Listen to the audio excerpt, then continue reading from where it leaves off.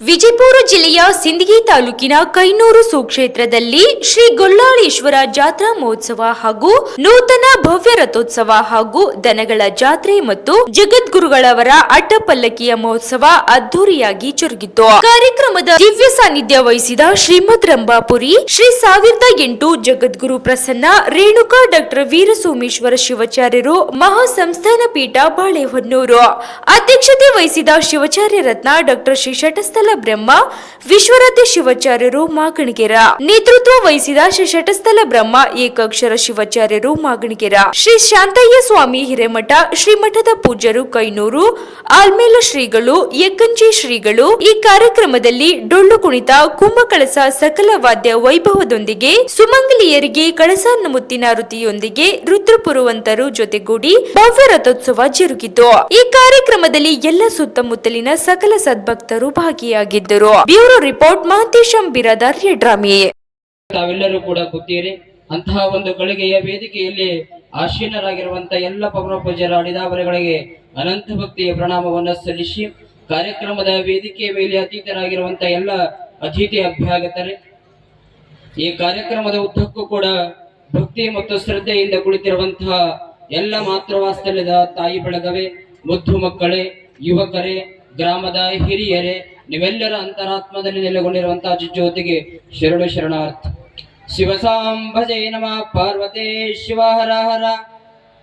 ಶ್ರೀಮದ್ ಜಗದ್ಗುರು ಪಂಚಾಚಾರ್ಯ ಮಹಾರಾಜ K, ಶ್ರೀಮದ್ ಜಗದ್ಗುರು ರೇಣುಕಾಚಾರ್ಯ ಮಹಾರಾಜ K, ಶ್ರೀಮದ್ ಜಗದ್ಗುರು Prasanna Renuka doctor ವೀರ ಸೋಮೇಶ್ವರ ಶಿವಾಚಾರ್ಯ ಮಹಾರಾಜ K, Golageri ಉಳ್ಳಾಳೇಶ್ವರ ಮಹಾರಾಜ K, ಜಯಘೋಷ ಹೊಡಿಲಾರ್ದವ್ರ ಮಹಾರಾಜ K, ಜಯಘೋಷ ಹೊಡಿರಿ. ವಿಶೇಷವಾಗಿ ವಿಜಯಪುರ ಜಿಲ್ಲೆಯ ಸಿಂದಗಿ ತಾಲೂಕಿನ ಸುಕ್ಷೇತ್ರ ಕೈನೂರ ಗ್ರಾಮದೊಳಗ ನೂತನವಾದಂತಹ ಭವ್ಯ ರಥೋತ್ಸವದ ಉದ್ಘಾಟನೆಯ ನಿಮಿತ್ತವಾಗಿ ಗೋಳಗೇರಿ ಪುರಾಣ ಪ್ರವಚನ, ಗೋಳಗೇರಿ ಗೊಲ್ಲಾಳೇಶ್ವರ ಪುರಾಣ ಪ್ರವಚನವನ್ನ ತಾವೆಲ್ಲರೂ ಕೂಡ ಕೇಳಿರಿ.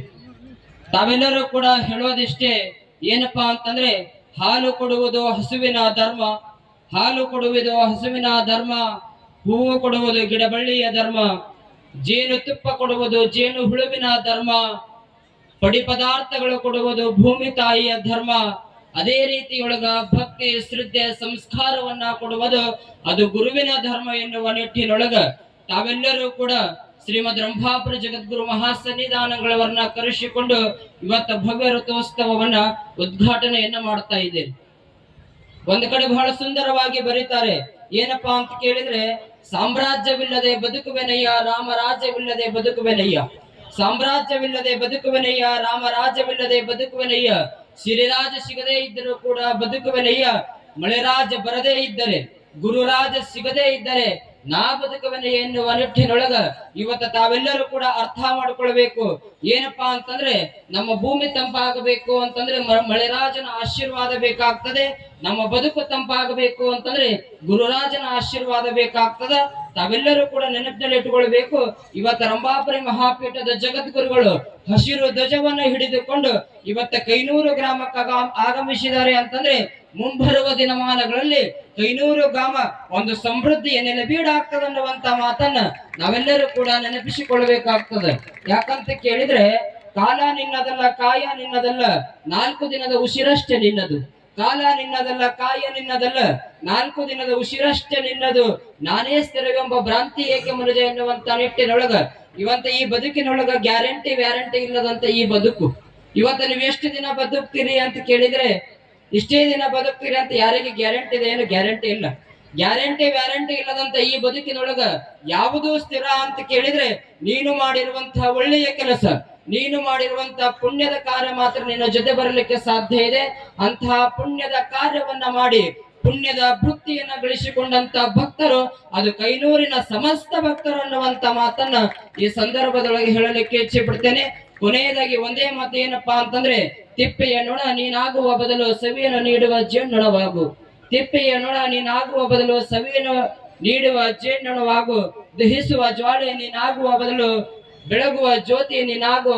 ಕಠೋರದ ವ್ಯಕ್ತಿ ನೀನಾಗುವ ಬದಲು ಮೃದುವಚನದ ವ್ಯಕ್ತಿ ನೀನಾಗುವ ಅನ್ನುವಂತಹ ಮಾತಿನೊಳಗ ಇವತ್ತು ತಾವೆಲ್ಲರೂ ಕೂಡ ಬಹಳ ಶ್ರದ್ಧೆಯಿಂದ ಭಕ್ತಿಯಿಂದ ಗುರುಗಳಾಳೇಶ್ವರರ ಭವ್ಯ ರಥೋತ್ಸವವನ್ನ ಉದ್ಘಾಟನೆ ಮಾಡಿದಿರಿ.